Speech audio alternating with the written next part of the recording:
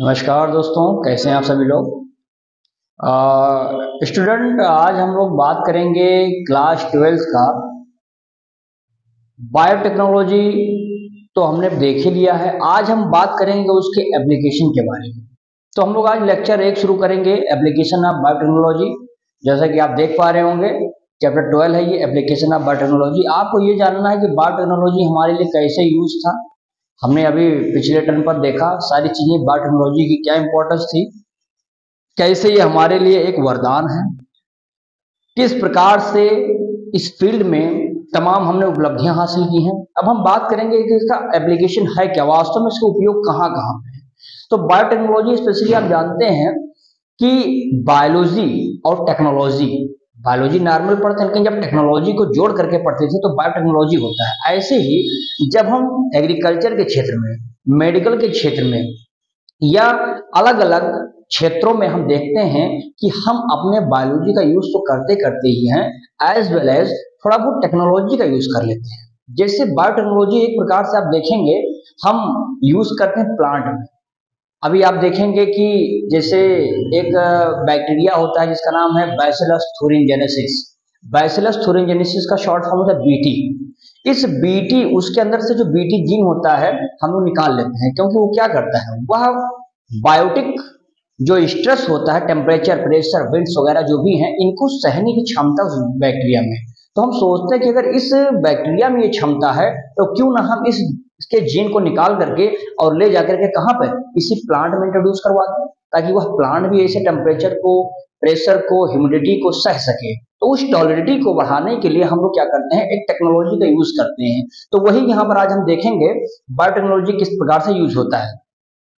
और अगर हम और बात करेंगे तो मेडिकल के क्षेत्र में आपको देखेंगे इसी बीटी जीन को हमने कॉटन पे यूज किया सबसे पहले, हमने राइस पे भी किया है, हमने कॉर्न पे भी किया है, व्हीट पे किया है। तो अलग अलग क्षेत्रों में हमने देखा है कि किस तरह से बायोटेक्नोलॉजी हमारे लिए इंपॉर्टेंस है, किस तरह से प्रोडक्टिविटी को, जो है क्रॉप प्रोडक्टिविटी को या क्रॉप यील्डिंग को बढ़ा देता है, किस प्रकार से, या हमारे लिए हम इसको ग्रीन रेवोल्यूशन से कंपेयर करते हैं। भाई ग्रीन रेवोल्यूशन भी हमने किया, तो सेम प्रोसेस को लेकर के हम बात करेंगे। तो आइए कुछ पॉइंट देखते हैं, आप लोग कॉपी और पेन निकाल लीजिए, कुछ इंपॉर्टेंट पॉइंट हम लिखाएंगे, उसको नोट भी करते रहेंगे।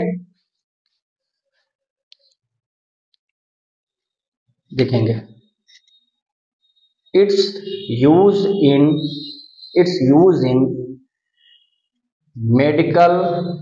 मेडिकल्स, इसको ब्रैकेट में आप चाहिए तो लिख सकते हैं, बायो फार्मास्यूटिकल्स, क्या बोल सकते हैं, बायो फार्मास्यूटिकल्स बोल सकते हैं।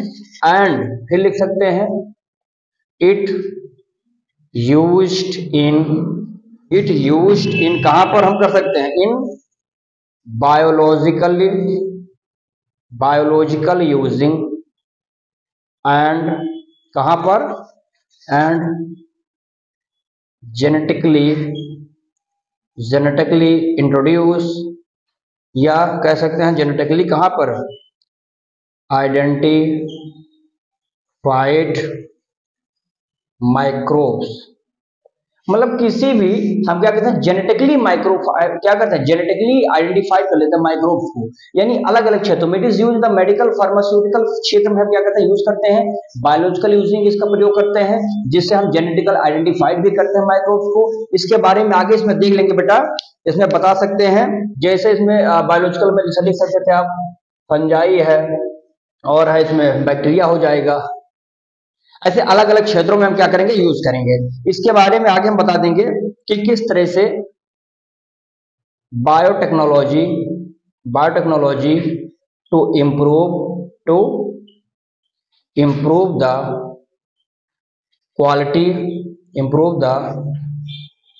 क्वालिटी ऑफ, किसकी क्वालिटी ऑफ ह्यूमन लाइफ। फिर लगा देंगे यहाँ पे ह्यूमन लाइफ, कामा लगा देंगे, यहाँ पे क्या लिख देंगे, the human life comma in the field of food production and health. यानी ऐसे क्षेत्रों में बायोटेक्नोलॉजी क्या करता है, क्या करता है, इंप्रूव करता है क्वालिटी को। किस क्वालिटी को? ह्यूमन के लाइफ की क्वालिटी को इंप्रूव करता है, क्योंकि हमारे लिए एक वरदान है। हम अपने लिए छोटे छोटे माइक्रोब से, प्लांट से जो उसके इंपॉर्टेंट चीज है, जीन है, उसको निकाल करके हम अपने लिए क्या करते हैं, यूज करते हैं। और उसी का फील्ड हम बताए हैं कि किस तरह से ह्यूमन लाइफ में क्या है, हमारे लिए एक प्रकार से इंप्रूव करता है क्वालिटी को इन the field of the food. Crop अगर बोया है खेतों में तो हम चाहते हैं कि उसकी प्रोडक्टिविटी और बढ़ा दें, तो किस तरह से बढ़ाते हैं इसके विषय में भी यहाँ पर देखेंगे। एक चीज और यहाँ पर लिख सकते हैं, आप बता सकते हैं कि ये हमारे लिए क्या होते हैं, स्पेशली इट या इन एग्रीकल्चर फील्ड में अगर आप देखते हैं, सीधा देखेंगे यहाँ पर इन एग्रीकल्चर, अगर एग्रीकल्चर फील्ड्स में आप इसको देखते हैं तो आप बता देंगे, क्या बताएंगे इसमें, देयर आर थ्री टाइप या थ्री वे कर दीजिए, there are three way to increase food production. यानी हम चाहते हैं कि खेतों में फूड प्रोडक्शन को बढ़ा ले जाएं, क्योंकि एग्रीकल्चर में अगर हम बायोटेक्नोलॉजी का यूज करेंगे, क्रॉप प्रोडक्शन करना चाहते हैं, तो तीन तरीके से स्पेशली आप कर सकते हैं। मैं इसका नाम यहाँ पे लिख देता हूँ जिससे आपको क्लियर हो जाए। जैसे ये हो जाएगा एग्रोकेमिकल्स, उसके बाद में कर देंगे एग्रोकेमिकल बेस्ड एग्रीकल्चर। दूसरा आप बता देंगे यहाँ पर बच्चा, क्या बता देंगे, ऑर्गेनिक एग्रीकल्चर। तीसरा आप बता देंगे यहाँ पर, क्या बता देंगे, genetically engineered crop based agriculture. यानी यहां पर हम एक चीज और बता सकते हैं, क्या, कि किस तरह से ये प्लांट को, जैसे मैंने लिखा एग्रोकेमिकल के केसेस में आप देख सकते हैं कि इसमें कहता क्या है, एग्रो है और केमिकल है, यानी कुछ केमिकल को लेकर के हम क्या करते हैं, इसको यूज करते हैं। हम चाहते हैं कि केमिकल का यूज करें, और केमिकल का यूज करने से पेस्टिसाइड है, इंसेक्टिसाइड है, ये सब क्या करते हैं, ये सब कहीं ना कहीं क्रॉप में मान लीजिए कि कोई इंसेक्ट लगा हुआ है, हम उस इंसेक्ट को चाहते हैं मार दें, तो हम सिर्फ इंसेक्ट को मारने वाले क्या करते हैं, कुछ केमिकल्स यूज करते हैं सॉरी, तो उसी को हम क्या करते हैं, एग्रोकेमिकल फील्ड में। चाहिए तो आप यहाँ एक लाइन में बढ़ा लीजिए, लिख लीजिए, कंट्रोल प्लांट डिजीज कहां से, फ्रॉम इंसेक्ट, कहां पे, from insect with the help of chemicals. किसका यूज आप करते हैं, केमिकल्स का यूज करते हैं। चाहिए तो एग्जाम्पल में भी लिख दें यहाँ पर, जैसे हम यूज कर सकते हैं फर्टिलाइजर्स का यूज कर सकते हैं, और क्या यूज कर सकते हैं, पेस्टिसाइड। ये दोनों जो हमारे हो जाएंगे, हम बता देंगे कि किस तरह से हम एग्रोकेमिकल का यूज करते हैं, फर्टिलाइजर को यूज करके, एक पेस्टिसाइड को डाल करके, ताकि खेतों में क्रॉप पे लगे हुए जो हमारे इंसेक्ट हैं या जो और भी माइक्रो ऑर्गेनिज्म है जो उसको नुकसान पहुंचा रहे हैं, जिसकी वजह से जिसकी वजह से जो प्रोडक्टिविटी है वो धीरे धीरे क्या हो रही है, कम हो रही है। तो उस प्रोडक्टिव को हमको बढ़ाना है, तो जाहिर सी बात है कि हम पहला यूज क्या कर सकते हैं, एग्रोकेमिकल बेस्ड कर सकते हैं। अगला दिया है ऑर्गेनिक एग्रीकल्चर।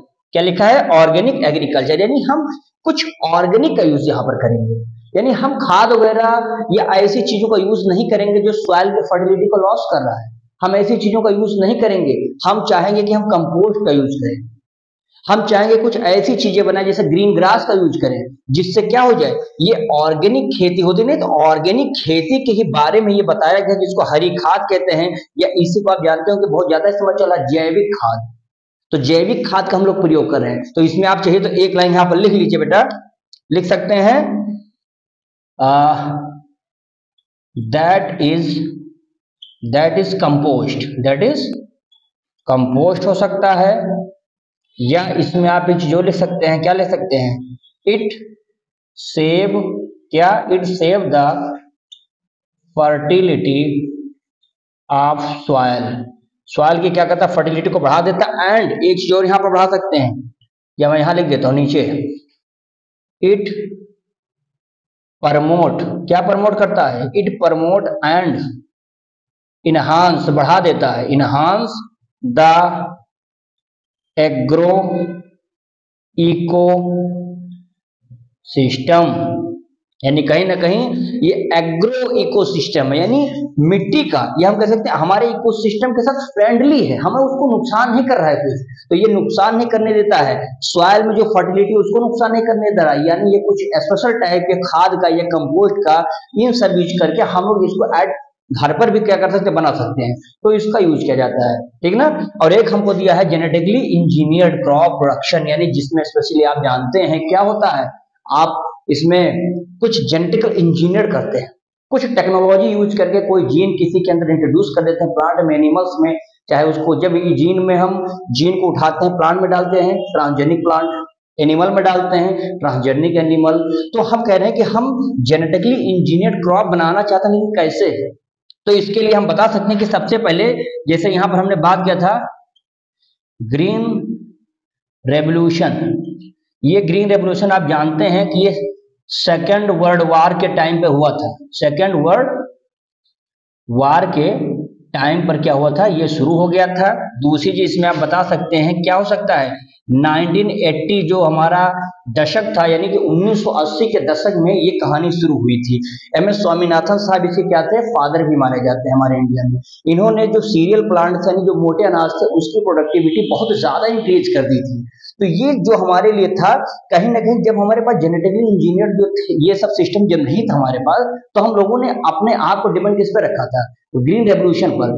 लेकिन ग्रीन रेवोल्यूशन वास्तव में हुआ क्या कि वह हमने उससे बहुत प्रोडक्टिविटी बनाई, हमने बहुत अनाज पैदा किया, लेकिन हम इतने योग हो गए थे इस दशक तक कि हम चाहिए तो हम किसी दूसरे कंट्रीज को क्या कर सकते थे, सेंड कर सकते थे, अनाज बेच सकते थे। लेकिन हमने देखा कि हमारे इंडिया में population day by day will be the increase, और हो गई, हो भी रही है, होगी भी। तो ये जो चीजें हो रही, इसमें देखा गया कि जो ग्रीन रेवोल्यूशन हमारा सिस्टम था, ये हमारे लिए क्या था, कोई खास उस क्रॉप को मैनेज नहीं कर पा रहा, इतनी यील्डिंग नहीं हो पा रही थी कि सारे पॉपुलेशन इस पर डिपेंड हो सके। तब हमने डिपेंड किस पे हो गए, हम लोग जेनेटिकली इंजीनियर पर डिपेंड हो गए। हम सोचने लगे कि कोई ऐसा इंजीनियरिंग किया जाए जिससे क्रॉप की प्रोडक्टिविटी और भी ज्यादा संख्या में हम बढ़ा पाए। तो इसी के लिए हमने क्या किया था, जेनेटिकली इंजीनियर के बारे में, इसमें एक दो पॉइंट मैं लिख देता हूं, शायद आपके लिए काम आएगा, लिख सकते हैं यहां पर।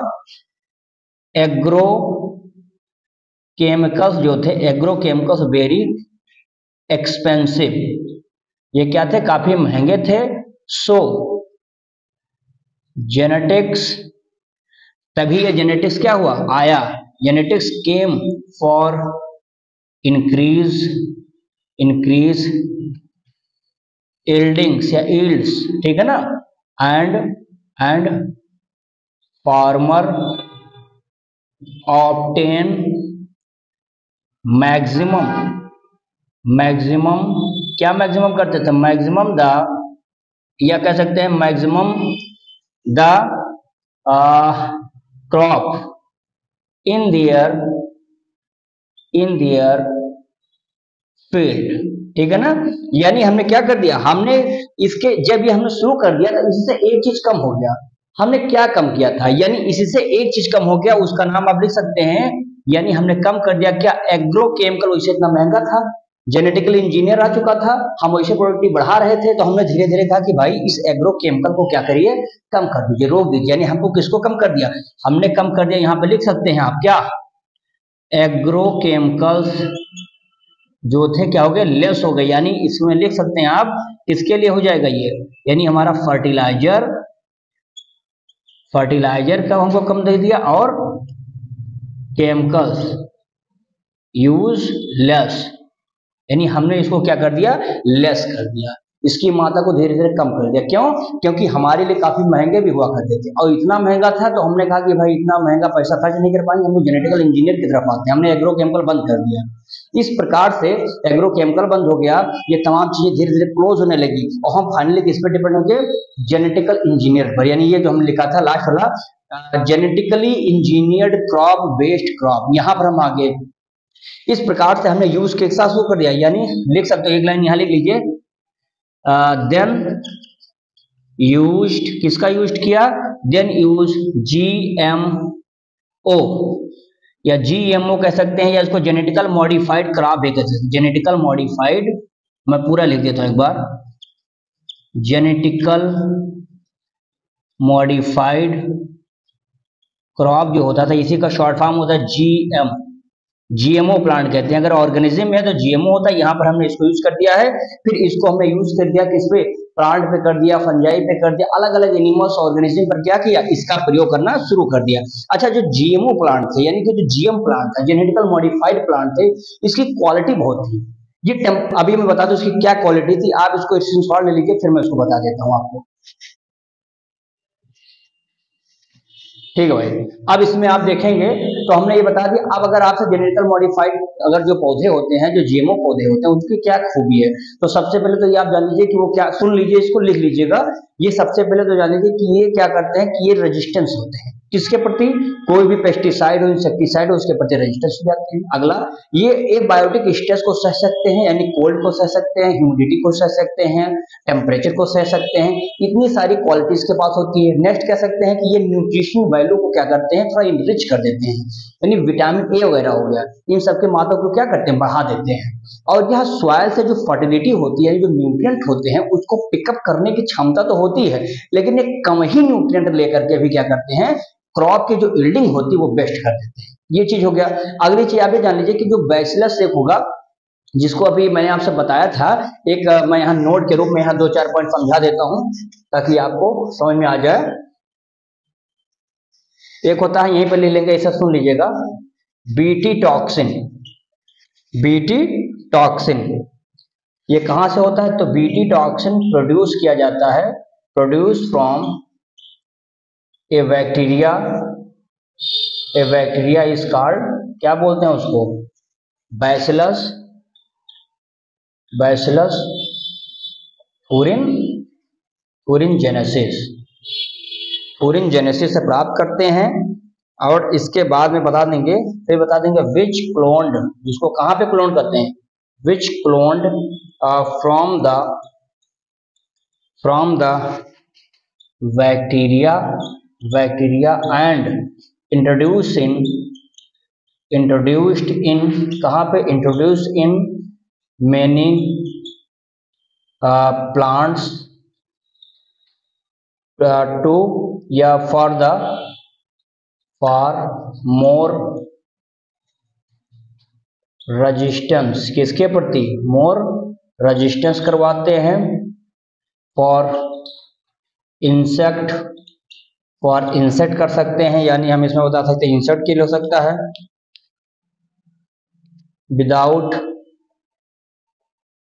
Without need insecticide.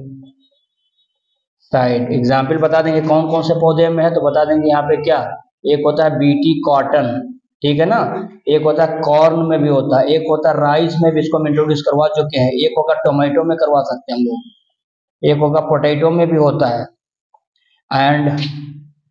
And soybean. यानी ये जो पौधे होते हैं, इन पौधों में हमने बीटी जीन को इंट्रोड्यूस कर दिया है। कहां से मिला था हमको, ये बैसिलस थूरिनजेनेसिस से मिला था। क्या क्वालिटी है, बहुत सारी क्षमताओं को, बहुत सारी चीजों को बर्दाश्त करने की क्षमता है इसके पास। हमने सोचा कि यह बैक्टीरिया चाहे जितना टेम्परेचर दे दो, प्रेशर दे दो, कुछ भी दे दीजिए, मर ही नहीं रहा है, तो क्यों ना हम इसके अंदर पता करें क्या इसकी क्वालिटी है। पता लगा कि इसके अंदर एक बीटी जीन पाया जाता है। हमने कहा उस जीन को आइसोलेट किया जाए, हमने आइसोलेट निकाल लिया, जेनेटिक इंजीनियर के द्वारा हमने क्या करा, हमने बाहर निकाल दिया बायोटेक्नोलॉजी के माध्यम से।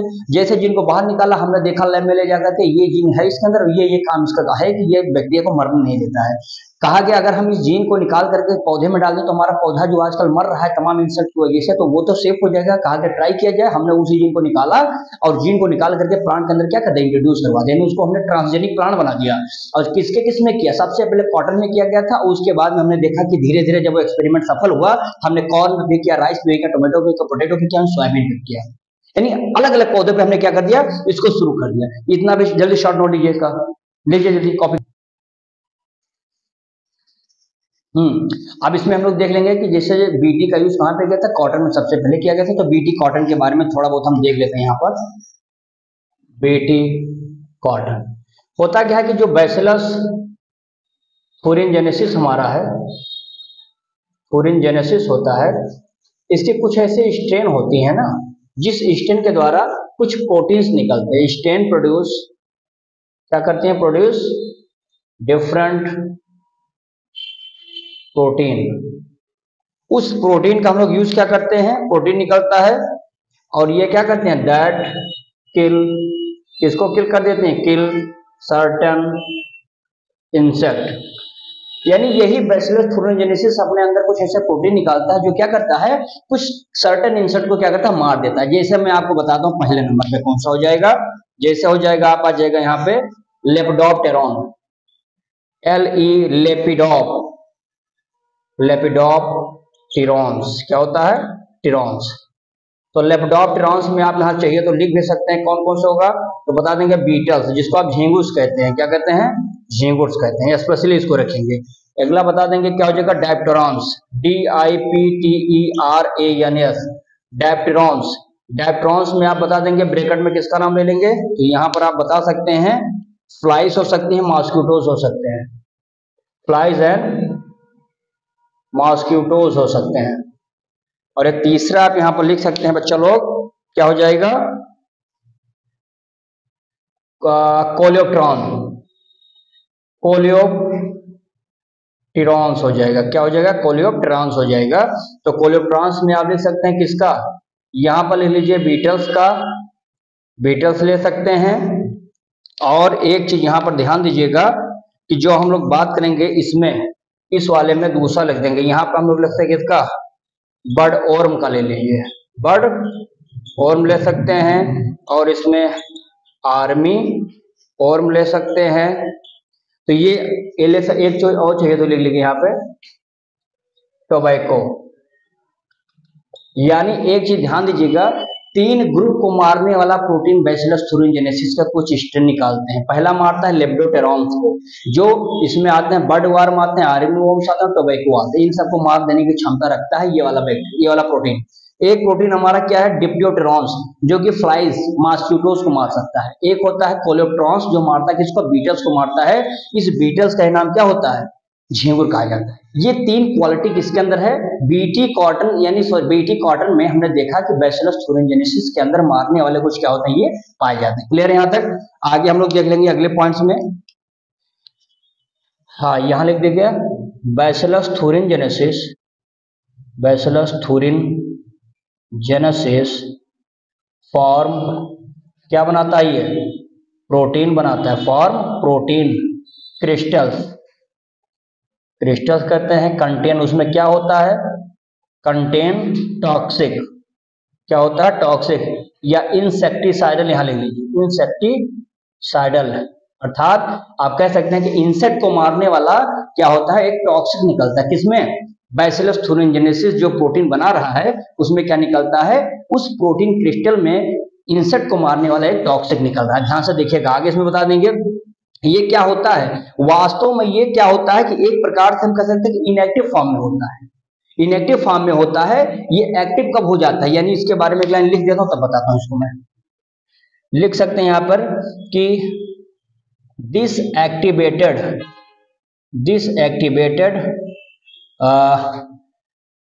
टॉक्सिक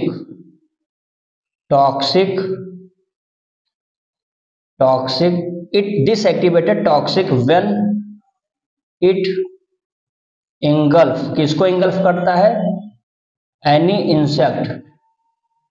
जब किसी इंसेक्ट को खाता है तो क्या हो जाता है, इनएक्टिव से क्या हो जाता है, एक्टिव हो जाता है। ऐसा क्यों होता है, जैसे यहां पर मैं इसे उदाहरण से बता देता हूं। देखो जैसे हम लेते हैं कि ये इंसेक्ट है, इस इंसेक्ट में क्या होता है कि यह इसके शरीर में तो ठीक है, जैसे इंसेक्ट आता है किसी फसल को ये खाता है जिसमें बीटी जीन पड़ा हुआ है, तो होता क्या कि ये अभी तक तो क्या, अच्छा क्वेश्चन आता है कि अगर इसके पास यह जो क्रिस्टल है जो कि टॉक्सिक अगर पाया जाता है तो वो क्यों खुद नहीं मर जाता है, तो वो इसलिए नहीं मरता है क्योंकि उसके पास अपना क्या होता है, खुद जो होता है उसके शरीर में इनएक्टिव फॉर्म में होता है। वो एक्टिव कब होता है, जब कोई मान लीजिए कोई इंसेक्ट खा रहा है तो जैसे उसका मिड गट में जाता है तो यहाँ जो होता है एल्कलाइन पीएच होता है, एल्कलाइन पीएच होता है। और एल्कलाइन पीएच होने के साथ साथ होता क्या है कि ये तुरंत हमारा जो टॉक्सिक था वो क्या होता है, एक्टिव हो जाता है। और जैसे एक्टिव हो जाता है तो आप देखेंगे कि इसकी मिडगट की जो इपिथेलियल होती है, इपिथेलियल टिश्यू होती है, एपिथेलियल सेल जो होती है स्वेल हो जाती है, फूल जाती है, फाइनली क्या हो जाती है, पोरस हो जाती है। और पोरस होने के बाद क्या करता है, इसका लाइसिस कर देता है।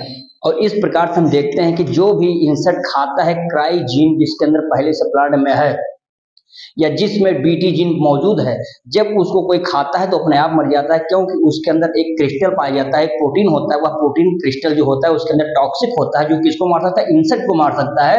जैसे इंसेक्ट उसको क्या करता है, इंगल्फ करता है, खाता है पौधे को, तुरंत वो जाता है बीटी जीन उसके शरीर में क्या करता है, इंट्रोड्यूस हो जाता है। जैसे मिडगट में पहुंचता है तो मिडगट की क्या होती है, एपिथेलियल टिश्यू से सेल जो होती है वो स्वेल हो जाती है, फूल जाती है, क्योंकि वो एल्कलाइन मीडियम या पीएच पा करके क्या होता है, एक्टिवेट हो जाता है।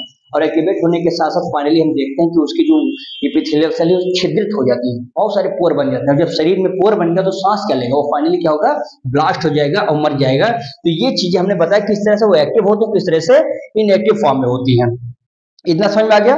अब यही बीटी जीन हम क्या करते हैं, जैसे इस बीटी जीन को हम क्या करते हैं, नाउ एक चीज और लिख लेंगे यहाँ पर चाहिए तो, बीटी जीन इन कारपोरेटेड, ठीक ना, बीटी जीन इन कारपोरेटेड कहां पे, कारपोरेटेड सरफेस ऑफ मिडगट, ये वाला लिख लीजिए ताकि याद रहेगा, मिडगट इपिथेलियल सेल स्वेल हो जाती हैं एंड क्या करती हैं, क्रिएट क्या बनाती हैं, पुअर्स सेल हमारी स्वेलअप हो गई है और बाद में उसको क्या होता है, उसका लाइसिस हो जाता है, फाइनली क्या होता है, वो जो इंसेक्ट होता है वो डेथ हो जाता है, ठीक ना। तो इस प्रकार से हम देखते हैं कि जो हमारा ये जीन निकला है, अब इस जो ये जो टॉक्सिन वाला होता है, यानी टॉक्सिन जो कोडेड होता है, किससे कोड होता है, तो toxin coded by A gene, क्या कहते हैं, उसका नाम है क्राइजीन, क्या नाम है उसका, क्राइजीन कहते हैं। और क्राइजीन ध्यान दीजिएगा कि दो प्रकार के प्रोटीन को कोड करता है, पहला हमारा कौन सा हो जाएगा, क्राई फर्स्ट IAC, क्राई, तो एक हो जाएगा हमारा कौन सा हो जाएगा, क्राई फर्स्ट AB। अभी दो देखेंगे, यहां पर जो क्राई फर्स्ट AC है, यह जो क्राई IAC वाला होता है, और एक होता है हमारा कौन सा, क्राई IAB, साथ ही साथ एक और यहां लिख लेंगे, क्राई सेकंड AB, ठीक है ना। तो फर्स्ट AC फर्स्ट AB और साथ ही साथ ये जब दोनों मिलते हैं, यानी कौन कौन, cry first AC cry second AB, ये दोनों क्या करते हैं, तो लिख लेंगे यहां पर, कंट्रोल करते हैं, किसको कंट्रोल करते हैं, कॉटन बाल को। ये वाला जो हमारा है क्राई फर्स्ट AB, ये किसको कंट्रोल करता है, तो लिख लेंगे यहां पर, ये भी कंट्रोल कॉर्न बोरर, यानी कहीं ना कहीं ये कॉर्न पर ध्यान देता है कि कॉर्न पर कोई नुकसान ना हो। ये प्रोटीन, ये दोनों मिलकर के किसको ध्यान देते हैं, कंट्रोल करते हैं कॉटन वाले को। तो कॉटन पर स्पेशली क्या होता है कि ये हमारा, हमने आपको बताया कि toxin coded by the gene, उस जीन का नाम क्या है, क्राइजीन कहा जाता है। और वही क्राइजीन क्या करता है, कोड होता है बीटी टॉक्सिन के लिए, और यही बीटी टॉक्सिन को कोड करता है जो स्पेशली दो प्रोटीन के लिए जिम्मेदार है, cry first AC cry second AB, ये दोनों मिलकर के कॉटन पर ध्यान देते हैं। और क्राई फर्स्ट AB क्या ध्यान देता है, बोरर, किस बोरर पर, कॉर्न बोरर, इस पर ध्यान देता है। समझ में आ रहा है, तो इतना कॉपी लीजिए आप, स्क्रीनशॉट लीजिए, ठीक है बेटा। अब इसमें एक लास्ट टॉपिक इसमें देख लेते हैं जल्दी से। एक आया है कि पेस्ट रेजिस्टेंस प्लांट क्या है। देखिए पेस्ट रेजिस्टेंस प्लांट यानी पौधे को हम क्या करते हैं, ऐसा बना देंगे कि उसके ऊपर किसी प्रकार के पेस्ट का कोई प्रभाव ही ना पड़े। इसके लिए हमने इसमें देखा है कि RNA इंटरफेरेंस की बात करेंगे।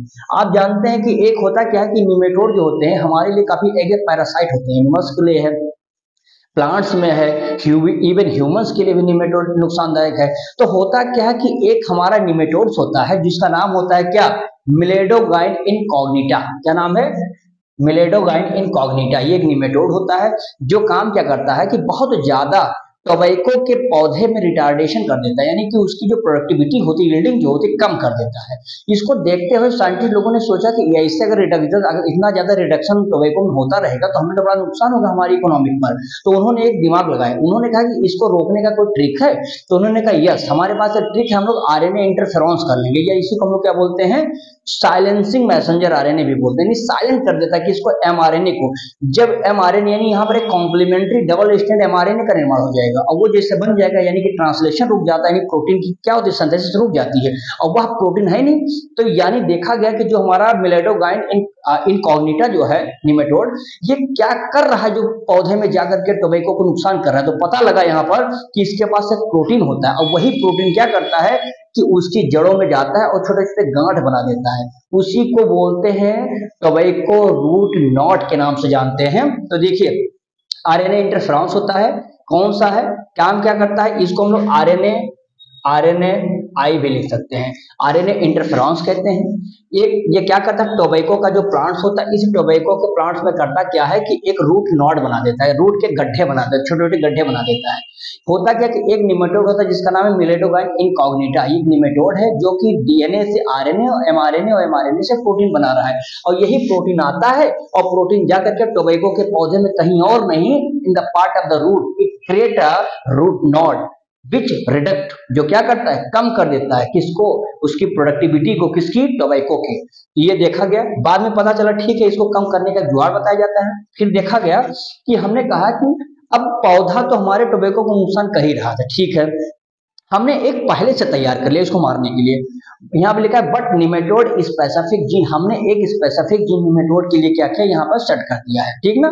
कम किया, क्या किया, टोबैको के प्लांट में इसको पहले से इंट्रोड्यूस करवा दिया है। इंट्रोड्यूस कराने के बाद हमने देखा कि वो डीएनए और डीएनए के साथ साथ क्या बन रहा है, उसका अपना वही बनेगा एमआरएनए और एमआरएनए से प्रोटीन बनेगा। लेकिन यहाँ भी जरूरत नहीं है, हमने उसके टोबैको में इंट्रोड्यूस करा, डीएनए बना, डीएनए से अपना उसने एमआरएनए बनाया। दो तरीके का एमआरएनए यहाँ पर बनेगा, टू स्ट्रैंड देखेंगे, एक कैसा है सेंस, एक कैसा है एंटी सेंस आरएनए एमआरएनए। ये दो तरीके का क्या बना है, एमआरएनए बना के रख दिया है, दोनों डबल स्ट्रैंड आरएनए कहलाते हैं। समझ में आया।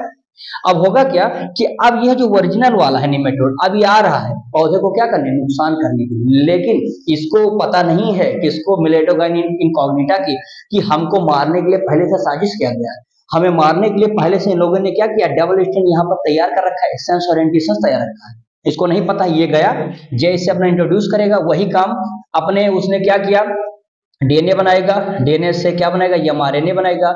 अब एमआरएनए ये बन गया इसका, ये देखो ये एमआरएनए अपनी बना के यहाँ पर रख दिया। अब ये प्रोटीन बनाए, ये सोचता प्रोटीन भी बना लेंगे और जैसे इसके पौधे में क्या करेंगे, इसको नुकसान करेंगे। लेकिन ये पहले ऑलरेडी यहाँ डबल स्टैंड तैयार है, सेंस और एंटी सेंस, ये दोनों इसके साथ क्या बना लेंगे, कॉम्प्लीमेंट्री बना देंगे। और जैसे कॉम्प्लीमेंट ये दोनों पहले से बने रखे हुए हैं, ये इसको देखेंगे, इसको कट कर देंगे, तोड़ देंगे, कट कर दिया। अब ये प्रोटीन बन ही नहीं पा रहा, यानी उसने क्या कर दिया, जब डबल स्टैंड एमआरएनए हो गया यानी प्रोटीन की सिंथेसिस वहीं रुक गई, यानी ट्रांसलेशन की प्रोसेस क्या हो, रुक गई। तो इसीलिए ट्रांसलेशन की प्रोसेस रुक गई और यह जो साइलेंस कर दिया किसको, उस एमआरएनए को, इसीलिए इसको साइलेंसिंग भी कहा जाता है, साइलेंसिंग जीन के नाम से जाना जाता है। तो उसने साइलेंस कर दिया एमआरएनए वाला, ठीक ना।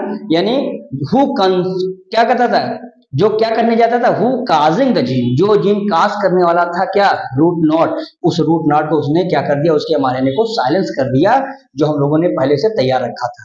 तो एक छोटा सा टॉपिक था जो हमने आज एग्रीकल्चर के फील्ड में दो तीन जो भी इंपॉर्टेंट हमारी तरफ से था हमने आपको बताया है।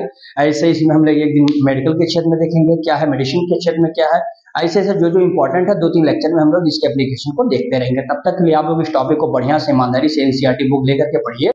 हाँ भाई, अब आगे देख लेंगे second point, application in the medicine के क्षेत्र में क्या क्या होता है, इसको देखेंगे। लिखा है इसमें the recombinant DNA technology have been important in the health care by the more effective therapeutics drugs. Therapeutic drugs मतलब कह सकते हैं जिससे हमें किसी भी बीमारी से निजात मिल सके, ऐसे ड्रग्स को हम लोग रिकॉम्बिनेंट डीएनए टेक्नोलॉजी के माध्यम से क्या क्या है, फिट करके रख चुके हम लोग। जिसमें क्या है, about 30 recombinant therapeutics in the world, पूरे वर्ल्ड में लगभग आप कह सकते हैं 30 थेराप्यूटिक्स जो ड्रग्स होते हैं हम लोगों ने क्या किया है, अप्रूव्ड कर चुके हैं साइंटिस्ट लोगों ने। लेकिन किसके लिए, फॉर द ह्यूमन बीइंग, इन विच, जिसमें से 12 इन इंडिया अप्रूव्ड, जिसमें से भारत में कितना है, 12 है। ऑल ओवर वर्ल्ड की बात मैं करूंगा, then 30, in India only 12। Clear है यहाँ तक, आगे इसमें देखेंगे। ये तो इसमें जनरल से बातें हो गई, अब हम लोग इसमें देख लेंगे हेडिंग के सहारे, जनरली लिख लेंगे इसमें, जनरली या जेनेटिकली कर दीजिए इसको और सही हो जाएगा आपका, जेनेटिकली इंजीनियर्ड इंसुलिन, यानी यहां पर जेनेटिकली इंजीनियर्ड इंसुलिन की जब आप बात करेंगे तो आपको ये जानना है कि इंसुलिन होता क्या है। इंसुलिन आप जानते हैं किसी भी डायबिटीज पेशेंट के लिए जरूरी होता है, जिसको आप शुगर कहते हैं। शुगर हो जाता है यानी उसके लिए इंसुलिन चाहिए। तो होता क्या है कि हम लोगों के शरीर में एक होता है बीटा सेल जो कि पैनक्रियाटिक सेल में पाया जाता है, वहां से हम लोग इंसुलिन प्राप्त करते हैं। लेकिन यहाँ पर जब हम बात करेंगे इंसुलिन की जेनेटिकली इंजीनियर्ड के द्वारा इंसुलिन कैसे बनाएंगे, तो अभी आप देखेंगे कि इसमें 3 चेन होते हैं, 3 पेप्टाइड होता है, ए होगा, बी होगा, सी होगा। और तीनों जो होते हैं पेप्टाइड हमारे ए बी सी, ये किससे जुड़े होते हैं, डाइसल्फाइड बॉन्ड से जुड़े होते हैं। और उसके बाद में आप देखेंगे A and B to make the insulin, C is not necessary, यानी पहले इंसुलिन बनाना तो पहले आपको क्या करना पड़ेगा, प्री इंसुलिन बनाना पड़ेगा। और प्री इंसुलिन जब तक रहेगा जब तक उसके पास सी रहेगा। जैसे सी को आप निकाल के सी पेप्टाइड को जैसे अलग करेंगे हम लोग, वो क्या हो जाएगा, मेच्योर इंसुलिन में कन्वर्ट हो जाएगा। तो उसी के बारे में यहाँ पर बात करेंगे कौन कौन से पेप्टाइड क्या होते हैं, ए क्या है, बी क्या है और सी क्या है, और डाइसल्फाइड बॉन्ड कैसे दोनों को बाइंड करके रखता है, कैसे इंसुलिन बनाता है मेच्योर से प्री मेच्योर से। पहले हम लोग क्या करते थे, इंसुलिन जब पहले हम प्राप्त करते थे तो स्लॉटर्ड एनिमल से लेते थे, जिसका क्या होता था, जिसका वध होता था, ऐसे जानवरों से हम लोग प्राप्त करते थे। पिग जानवर यानी सुअर होता है, उससे भी हम लोग इंसुलिन बनाते थे। लेकिन बाद में पता लगा, साइंटिस्ट ने कहा कि इससे काफी साइड इफेक्ट है, व्यक्तियों में नुकसान हो रहा है। कहीं ना कहीं इसका इंसुलिन जब अपने शरीर में हम लेते हैं तो इसमें होता क्या था कि कोई वो इन्फेक्टेड पहले था, तो यानी हमारे शरीर में इंसुलिन गया कहां से, फ्रॉम द एनिमल्स। बाद में वो कैसा था, कंटामिनेट था, किससे, कोई ना कोई इसमें माइक्रो ऑर्गेनिज्म था, तो बाद में उसको प्रतिबंध कर दिया गया, रोक दिया गया। तो ऐसे धीरे धीरे डेवलप करते हुए हम लोग आएंगे, इंसुलिन के बारे में बात करेंगे। तो देखिएगा इसमें हम लोग शुरू करेंगे, इसमें 2 पॉइंट में लिखा देता हूं। इंसुलिन कंटेन, यहां लिख दीजिए, insulin contain two short polypeptide chain, bracket में ले लेंगे क्या, ए एंड बी, यानी ए पेप्टाइड चेन होगा और एक बी पेप्टाइड चेन होगा। आगे देख लेंगे इसमें, बोथ आर क्या होते हैं, बोथ आर लिंक्ड, किससे जुड़े होते हैं, बाई डाई सल्फाइड ब्रिज, यानी कहीं ना कहीं दोनों किससे जुड़े होते हैं, डाई सल्फाइड ब्रिज से जुड़े होते हैं। अगली बात यहां पर कर देंगे, दूसरे पॉइंट पर कर लेंगे, इन मैमल्स इंसुलिन सिंथेसाइज्ड कहां पे, एज ए प्रो हार्मोन्स कह लेंगे, यहां पर आप इसको प्रो एंजाइम भी कह सकते हैं, प्रो एंजाइम कह सकते हैं। यानी ये क्यों होता है, लिख सकते हैं आप यहां पर, दिस नीड, किस लिए, this need it become a fully mature, यानी कहीं ना कहीं हम लोग मैमल्स के केसेस में इंसुलिन जो सिंथेसाइज किया जाता है एज प्रो हार्मोन्स के रूप में करते हैं, ताकि वो क्या हो जाए, ये सिचुएशन इसलिए होता है ताकि in this need it become a fully matured, क्या कहता है, फुल्ली मेच्योर्ड करवाता है, ताकि हमारा जो इंसुलिन हो फुल्ली मेच्योर्ड हो जाए। तीसरी बात यहां पर आप समझ कर लिख सकते हैं, इट कंटेन एक्स्ट्रा, क्या होता है, एक्स्ट्रा स्ट्रेच, उसी एक्स्ट्रा स्ट्रेच को क्या कहते हैं, कार्ड सी पेप्टाइड, यानी जैसे मान लेते हैं कि यहां पर ये हो जाए, ये हमारा ए है, ये बी है, ये सी है, यानी हमें इस सी का जो एक्स्ट्रा स्ट्रेच होता है इंसुलिन शरीर में बनाने के लिए बहुत इंपॉर्टेंट चीजें हैं, ये हमें जरूरत ही नहीं है, लेकिन ये हमारे साथ है, बाइंड है। जैसे होता क्या कि अगर 4 दोस्त हैं, एक 3 कमाने वाले हैं, एक बेकार है, एक का कोई मतलब नहीं है, 3 ही हमारे लिए इंपॉर्टेंट है, लेकिन होता क्या कि वो भी साथ में तो साथ चलते रहते हैं। बाद में जब हम कोई अच्छे प्रोफेशनल लेवल पे लाते हैं तो ऑटोमेटिक वो क्या होते हैं, कट हो जाते हैं, अलग हो जाते हैं। तो वही चीज यहाँ पर है कि इजियर रहेगा तो साथ में, लेकिन इसको, इस पेप्टाइड चेन को हमको क्या करना है, बाहर निकाल देना है, बिकॉज इट इज द एक्नलिका extra stretch is called the C peptide, extra है, ये इंसुलिन नहीं बनाने वाला है, इंसुलिन ए और बी ही बनाएगा। तो इसको हम लोग क्या करेंगे, धीरे से इसको कट करेंगे, कट करने के बाद इसको क्या कर देंगे, अलग कर देंगे। ठीक, अगले पॉइंट देख लेंगे, यहां पर चौथा देखेंगे, यहां पर लिखा है earlier earlier insulin earlier insulin is extracted, मतलब प्राप्त करते थे, extracted from, कहां से, from pancreas of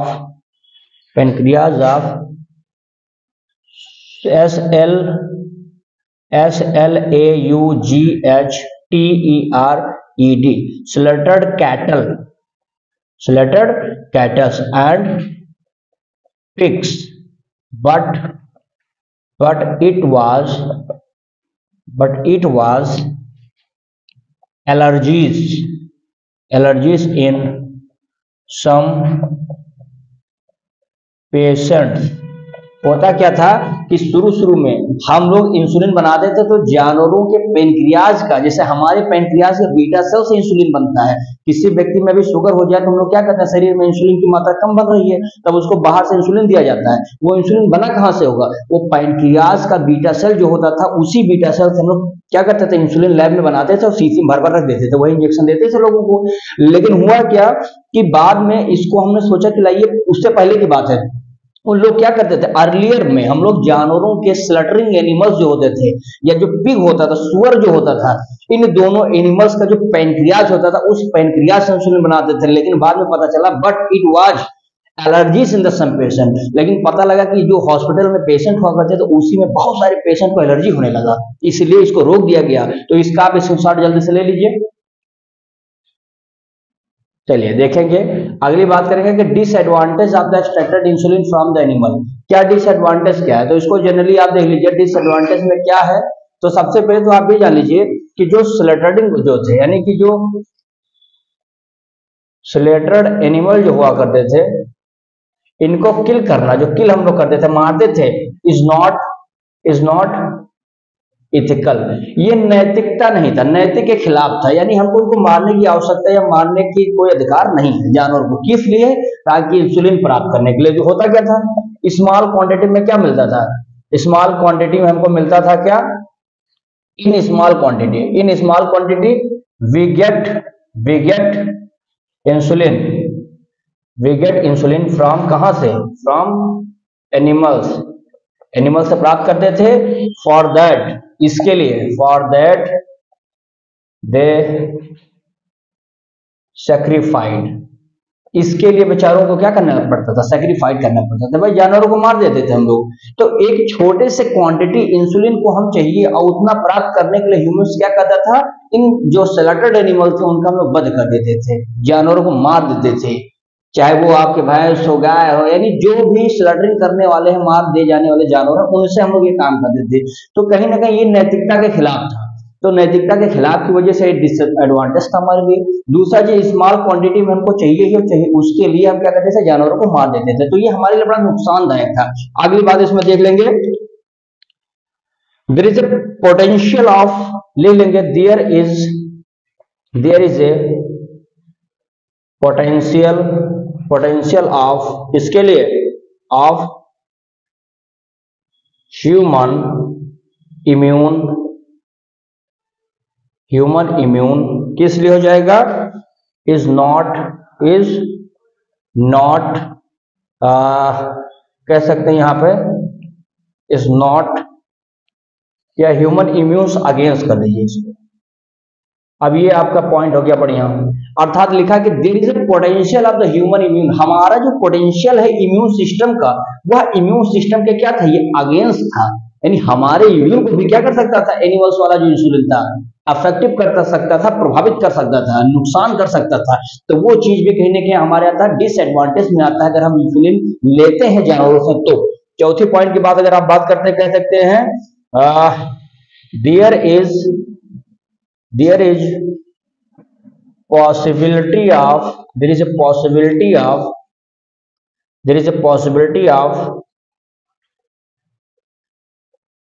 slaughtered animals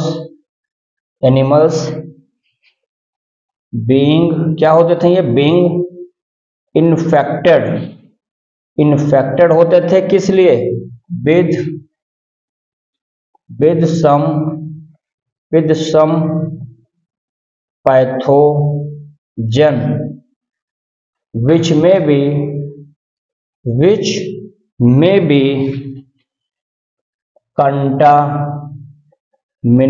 contaminant insulin. पता लगा कि हमको चाहिए क्या, इंसुलिन चाहिए, और यह इंसुलिन पहले जो शरीर में हम लोगों ने अपने लिया है जानवरों से, वो पहले से कंटामिनेंट है, पहले से वो इन्फेक्टेड है। कहे थे कि मतलब हम सोचे थे कि हम अब इंसुलिन पेशेंट क्या है, डायबिटीज के, अब ठीक हो जाएंगे क्योंकि हमारे शरीर में क्या आ गया, इंसुलिन आ गया है। और पता लगा कि जानवरों से आप दे रहे थे, और जैसे उसके शरीर में आपने भरा, इंजेक्शन लोड किया और तुरंत इंजेक्शन दिया उसको, पता लगा कि पहले से जो पेशेंट था वो 10 गुना और हो गया है। क्योंकि उसने क्या ले लिया, इंसुलिन तो लिया है, लेकिन कैसा लिया है, कंटामिनेंट ले रखा है, यानी उसके अंदर 10 थोड़ी क्या चले गया है, माइक्रो ऑर्गेनिज्म चले गया। तो इसीलिए ज्यादा होशियारी दिखाना भी क्या है, लापरवाही थी। इसीलिए इसको किस में रख दिया गया है, डिसएडवांटेजेस में आते थे, यानी ये हमारे लिए क्या थे, नुकसान थे ये लोग। ठीक है, अगली बात हम इसमें देख लेंगे। यहाँ पे जैसे यहाँ पर मैं चीज यहाँ बनाता हूं, जैसे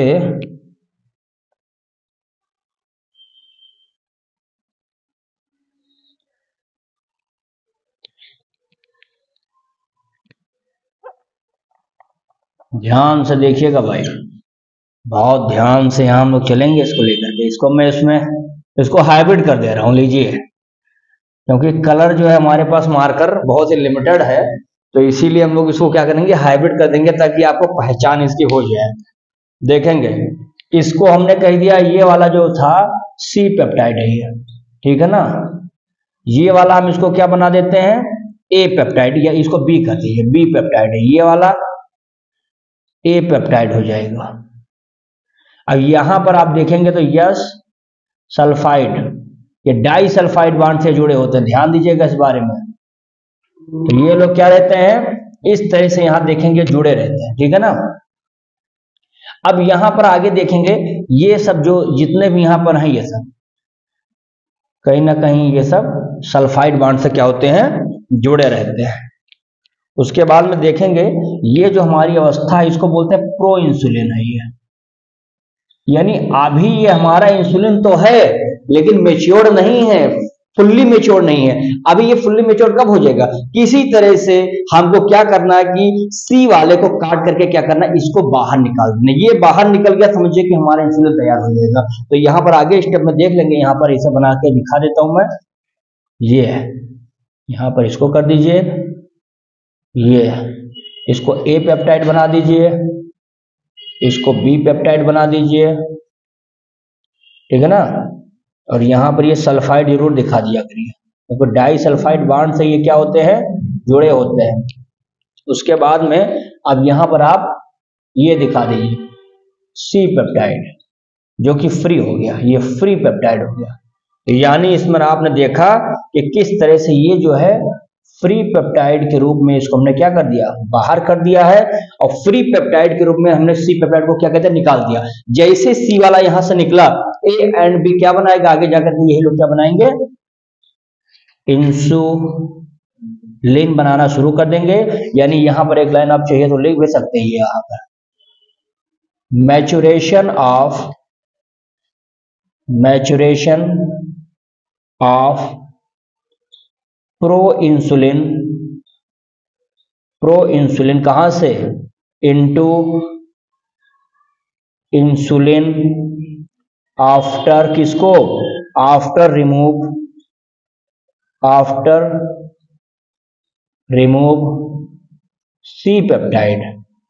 अर्थात सी पेप्टाइड को निकाल देने के बाद जो हमारा मैच्योरेशन हो गया किसका, प्रो इंसुलिन वाला, किस में कन्वर्ट हो गया, इंसुलिन में बदल गया। कब निकला ये, जब सी पेप्टाइड को काट के वहां निकाल दिया। तो ये प्रक्रियाएं होती हैं, इसको जल्दी से निकाल लीजिए, फिर एक टॉपिक छोटा सा और बता दें। चलिए भाई, इसमें एक पॉइंट और देख लेंगे, लिखा है कि the production of insulin by the recombinant DNA technology, यानी रिकॉम्बिनेंट डीएनए टेक्नोलॉजी के द्वारा जो हम लोग क्या बनाते थे, प्रोडक्शन करते थे इंसुलिन का, is achieved by an American company था। उस अमेरिकन कंपनी का नाम क्या है, इली लिली कंपनी नाम है। इस कंपनी का नाम है, इसको चौंकना नहीं भाई सोचिए कि ये क्या चलाया है, इली लिली कंपनी है, कब, 1983 में आ गया। अगली पॉइंट यहां पर देख लेंगे, जिसमें लिख लेंगे it prepared two DNA sequence, 2 DNA sequence corresponding, क्या होते थे ये, corresponding to A and B of A and B, है ना, ए एंड बी चेन कर लीजिए, A and B chain of human insulin and introduced, कहाँ कर देते थे। अब जब यहां से हमने क्या किया, it prepared from the DNA sequence corresponding to A and B chain of the human insulin की तरह ही जो ए और बी था उसका उसी की तरह बिल्कुल क्या करते थे, ये लोग तैयार कर लेते थे। और उसके बाद में कहां पे इसको इंट्रोड्यूस कर देते थे किसी, हम कहां पे देख लेंगे यहां पर, and production which introduce in organism, क्या करते थे, इंट्रोड्यूस कहां कर देते थे, ऑर्गेनिज्म में कर देते थे। ऑर्गेनिज्म मतलब ब्रैकेट में लिख लो ई कोलाई में क्या करते थे, इसको इंट्रोड्यूस कर देते थे। एक लास्ट पॉइंट इसमें समझ लेंगे क्या है, बोथ चैन मतलब आप समझ पा रहे हैं क्या, ए एंड बी प्रोडक्शन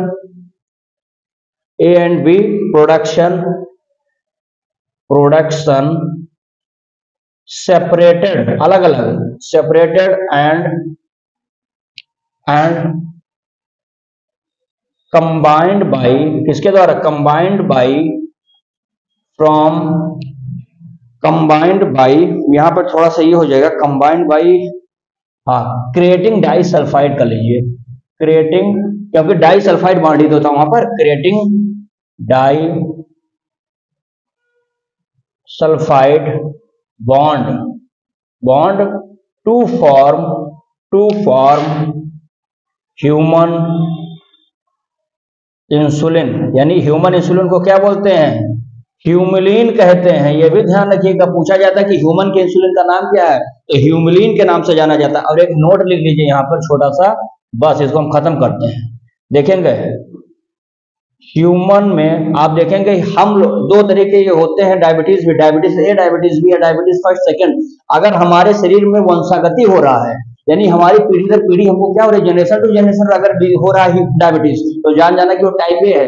लेकिन अगर डायबिटीज हमारे शरीर में हो गया है, हमारी लाइफ स्टाइल खान पीन की वजह से हो गया, हम ऐसा खाते पीते हैं जिससे डायबिटीज होना ही होना है, तो ऐसी स्थिति को हम लोग बोलते हैं डायबिटीज या टाइप सेकंड के नाम से जाना जाता है। तो ये भी यहाँ पर ध्यान दे दीजिएगा।